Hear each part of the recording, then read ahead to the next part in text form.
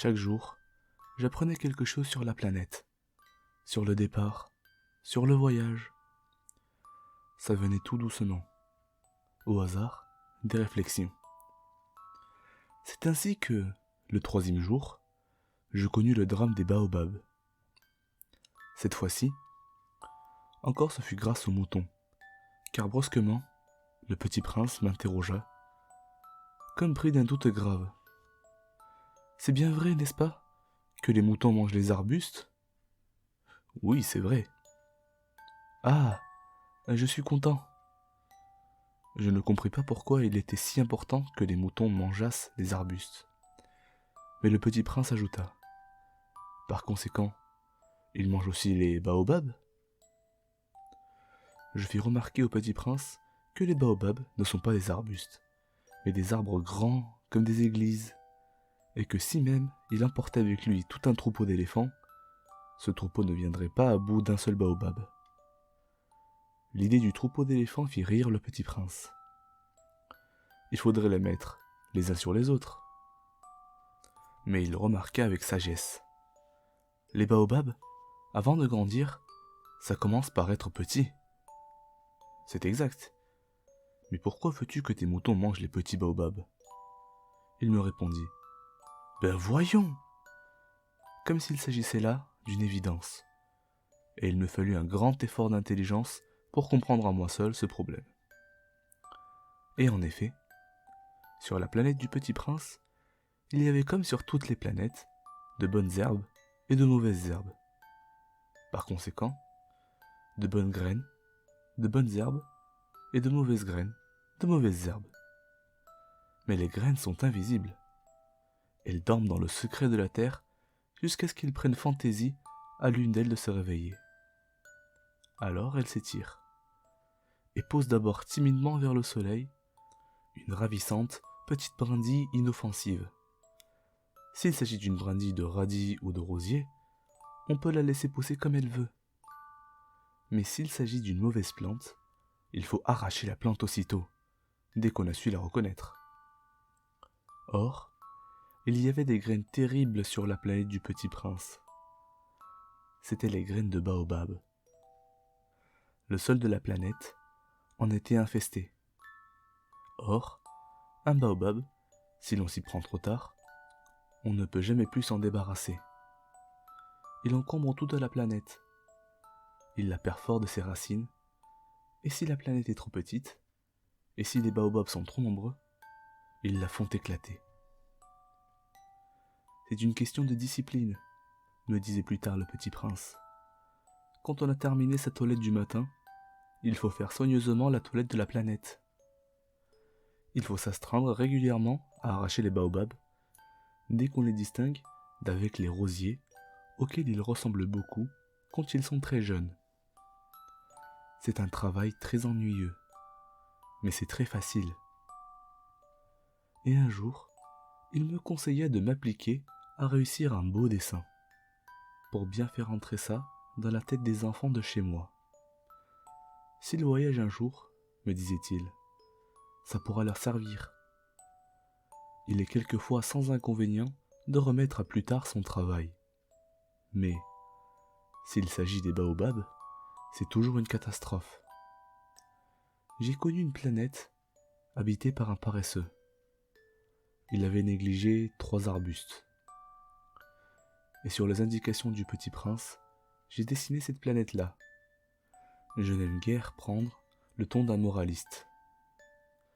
Mais le danger des baobabs est si peu connu, et les risques courus par celui qui s'égarait dans un astéroïde sont si considérables, que, pour une fois, je fais exception à ma réserve. Je dis « Enfants, faites attention aux baobabs !» C'est pour avertir mes amis d'un danger qu'ils frôlaient depuis longtemps, comme moi-même, sans le connaître, que j'ai tant travaillé ce dessin-là. La leçon que je donnais en valait la peine.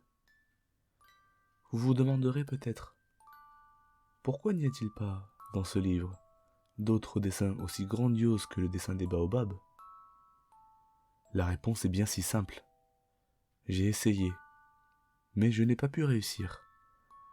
Quand j'ai dessiné les baobabs, j'ai été animé par le sentiment de l'urgence.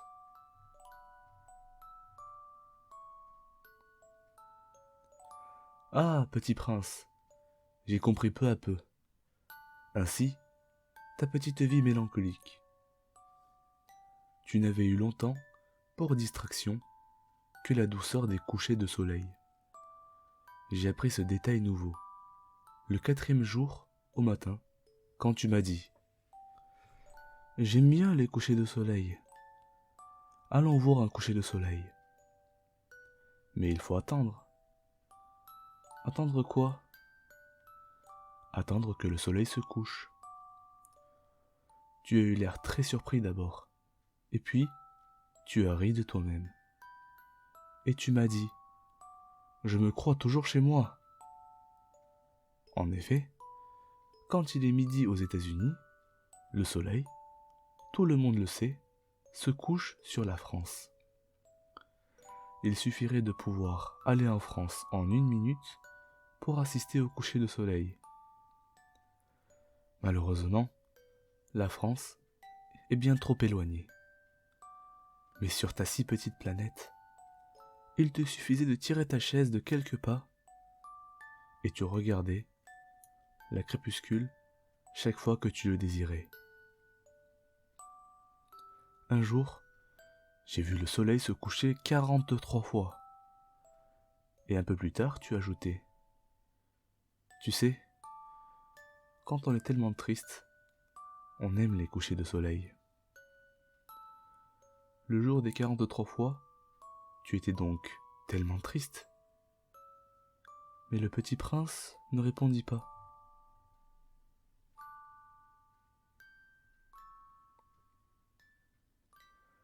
Le 5e jour, toujours grâce au mouton, ce secret de la vie du petit prince me fut révélé. Il me demanda, avec brusquerie, sans préambule, comme le fruit d'un problème longtemps médité en silence, « Un mouton, s'il mange les arbustes, il mange aussi les fleurs ? Un mouton mange tout ce qu'il rencontre. Même les fleurs qui ont des épines ? Oui, même les fleurs qui ont des épines. Alors les épines, à quoi servent-elles ? Je ne le savais pas. J'étais alors très occupé à essayer de dévisser un boulon trop serré de mon moteur. J'étais très soucieux, car ma panne commençait de m'apparaître comme très grave. Et l'eau à boire qui s'épuisait me faisait craindre le pire. Les épines, à quoi servent-elles ? Le petit prince ne renonçait jamais à une question, une fois qu'il l'avait posée. J'étais irrité par mon boulon, et je répondis n'importe quoi. Les épines, ça ne sert à rien.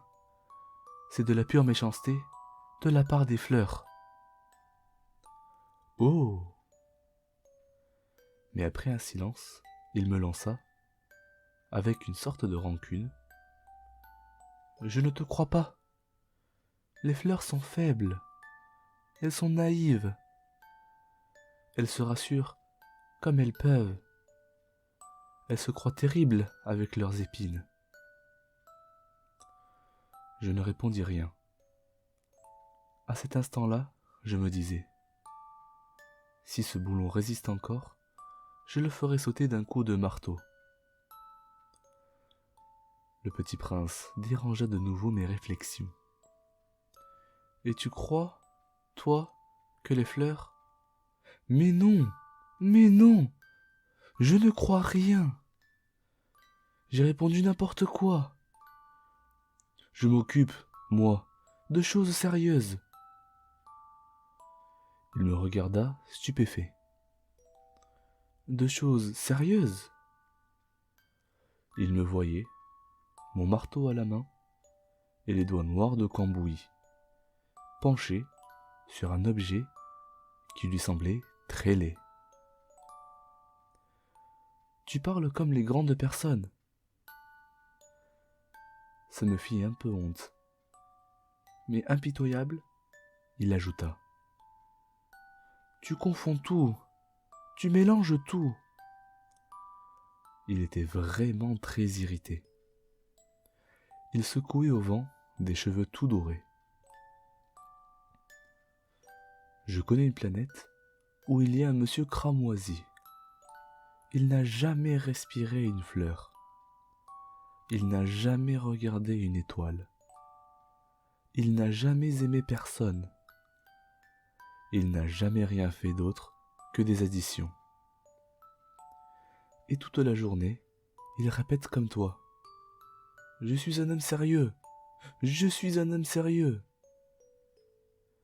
Et ça le fait gonfler d'orgueil. Mais ce n'est pas un homme. C'est un champignon. Un quoi ? Un champignon. Le petit prince était maintenant tout pâle de colère. Il y a des millions d'années que les fleurs fabriquent des épines. Il y a des millions d'années que les moutons mangent quand même les fleurs. Et ce n'est pas sérieux de chercher à comprendre pourquoi elles se donnent tant de mal pour se fabriquer des épines qui ne servent jamais à rien. Ce n'est pas important la guerre des moutons et des fleurs. Ce n'est pas plus sérieux et plus important que les additions d'un gros monsieur rouge.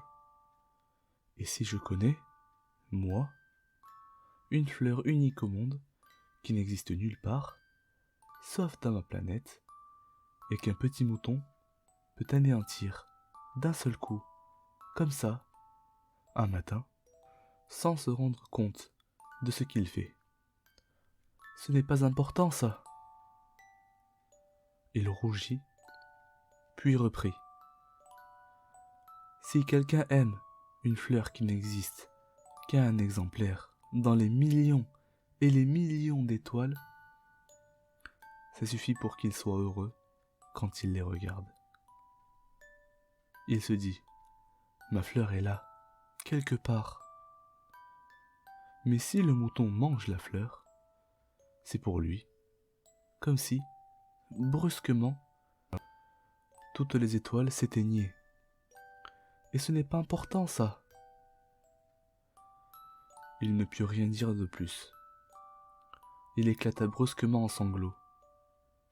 La nuit était tombée. J'avais lâché mes outils. Je me moquais bien de mon marteau, de mon boulon, de la soif et de la mort. Il y avait, sur une étoile, une planète, la mienne, la terre. Un petit prince à consoler. Je le pris dans les bras. Je le berçai. Je lui disais : la fleur que tu aimes n'est pas en danger. Je lui dessinerai une muselière à ton mouton.